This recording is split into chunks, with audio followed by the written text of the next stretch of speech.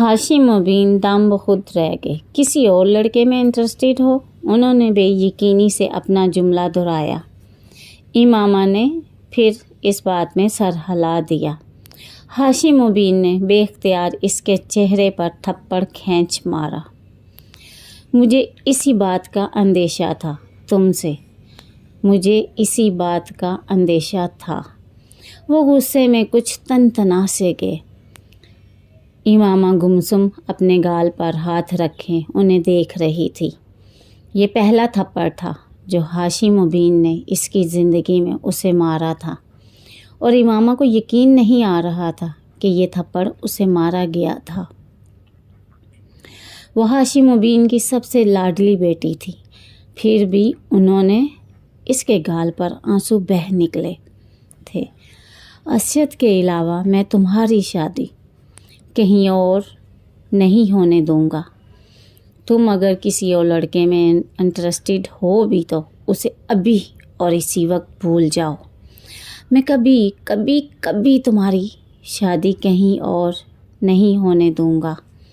अपने कमरे में चली जाओ और दोबारा अगर मैंने तुम्हें फ़ोन के पास भी देखा तो मैं तुम्हारी टांगें तोड़ दूंगा। वो इसी तरह गाल पर हाथ रखे मकैन की अंदाज में चलते हुए अपने कमरे में आ गई। अपने कमरे में आकर वो बच्चों की तरह फूट फूट कर रोने लगी।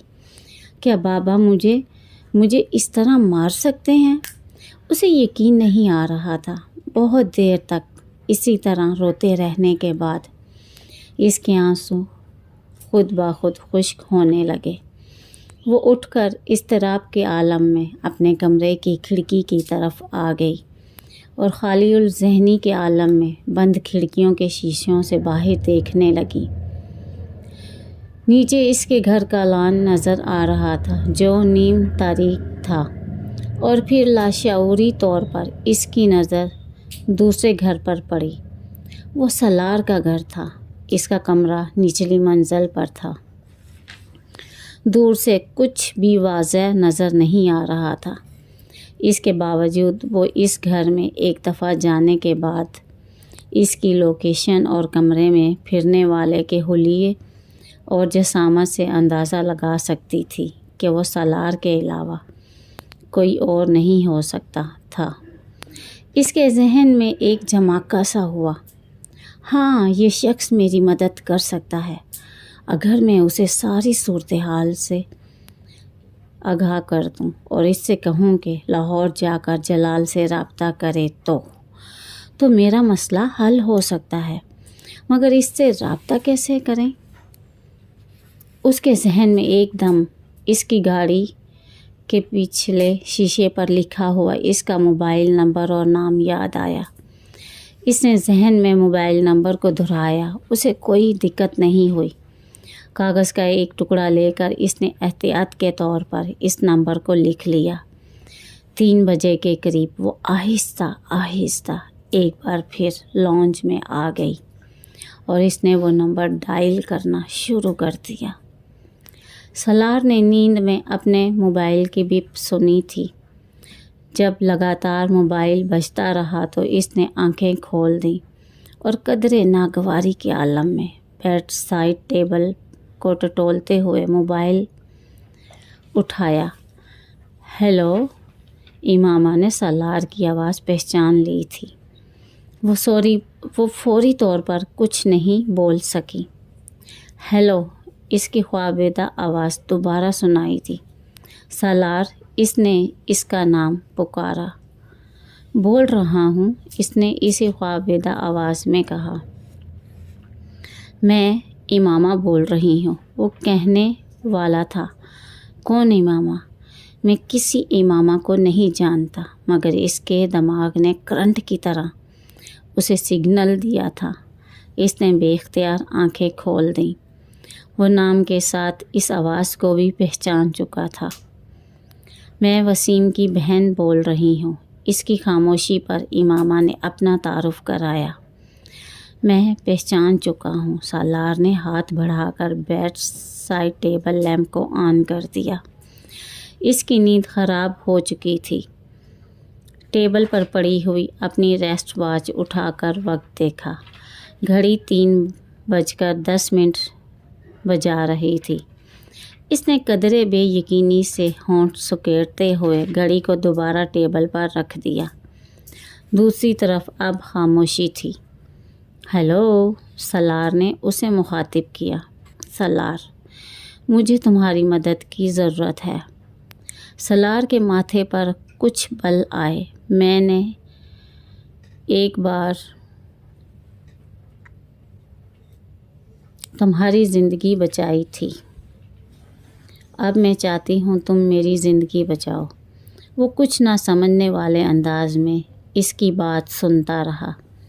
میں لاہور میں کسی سے رابطہ کرنا چاہتی ہوں مگر کر نہیں پا رہی۔ کیوں؟ وہاں سے کوئی فون نہیں اٹھا رہا۔ تم رات کے اس وقت، امامہ نے اس کی بات کاٹ دی، پلیز اس وقت صرف میری بات سنو۔ میں دن کے وقت فون نہیں کر سکتی اور شاید کل رات کو بھی نہ کر سکوں۔ میرے گھر والے مجھے فون نہیں کرنے دیں گے۔ میں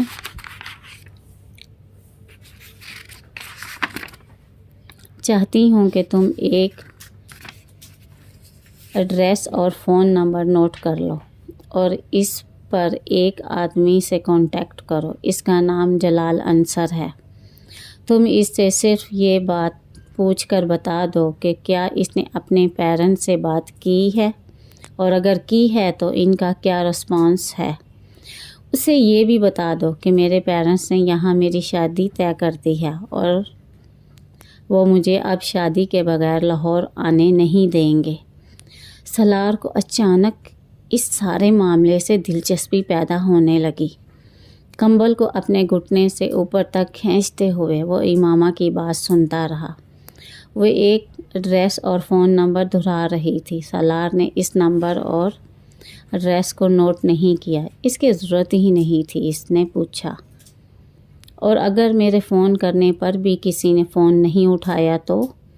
جب وہ خاموش ہو گئی تو اس نے پوچھا۔ دوسری طرف لمبی خاموشی رہی۔ پھر امامہ نے کہا، تم لاہور جا کر اس آدمی سے مل سکتے ہو، پلیز، یہ میرے لیے بہت ضروری ہے۔ اس بار امامہ کی آواز ملتجانہ تھی۔ اور اگر اس نے پوچھا کہ میں کون ہوں تو تم جو چاہے اسے بتا دینا، مجھے اس سے دلچسپی نہیں ہے۔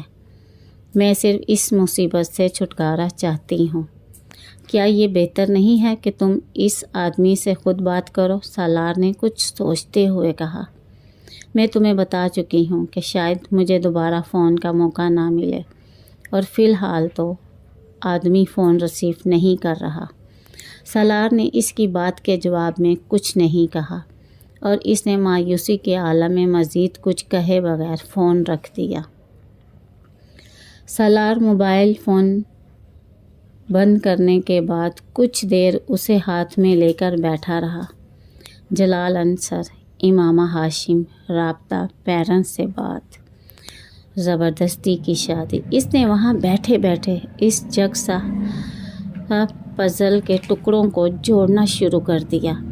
اس نے امامہ سے جلال کے بارے میں پوچھا نہیں تھا مگر وہ اندازہ کر سکتا تھا کہ اس سے امامہ کا تعلق کس طرح کا ہو سکتا تھا۔ وہ اپنی داہنی ٹانگ ہلاتے ہوئے ان دونوں کے بارے میں سوچتا رہا۔ اسے یہ صورتحال خاصی دلچسپ محسوس ہو رہی تھی کہ امامہ جیسی لڑکی اس طرح کے کسی افیئر میں انوالو ہو سکتی تھی۔ وہ اپنے لیے اس کی ناپسندگی سے بھی واقف تھا اور اسے یہ بات بھی حیران کر رہی تھی کہ اس کے باوجود وہ اس سے مدد مانگ رہی تھی۔ یہ کیا کر رہی ہے یہ خاتون؟ مجھے استعمال کرنے کی کوشش یا پھنسانے کا اہتمام؟ اس نے دلچسپی سے سوچا۔